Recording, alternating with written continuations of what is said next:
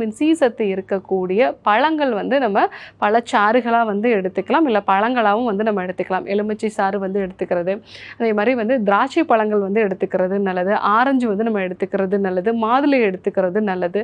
So இதெல்லாமே வந்து நம்ம எடுத்துக்கலாம். அதே மாதிரி வந்து புளி சேர்ந்த பானகம் மாதிரி வந்து நம்ம எடுத்துக்கலாம். நார்மலாக நம்ம வீட்டில் இருக்கக்கூடிய குழம்புக்கு சேர்க்கக்கூடிய அந்த புளி.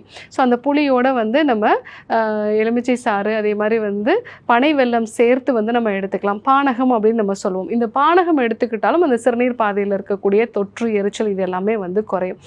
இது கூட மருதோன்றியோட இலை கஷாயம் வந்து நம்ம எடுத்துக்கலாம். ஸோ ஒரு கைப்பிடி அளவுக்கு மருதோன்றி இலைகளை வந்து நல்லா கொதிக்க வச்சுட்டு, ஸோ இந்த ஒரு தண்ணீரை வந்து நம்ம ஒரு நாளைக்கு 2 வேளை நம்ம எடுத்துக்கிட்டோம் அப்படின்னா நமக்கு சிறுநீர் பாதை தொற்றை வந்து நம்ம குறைச்சிக்கலாம்.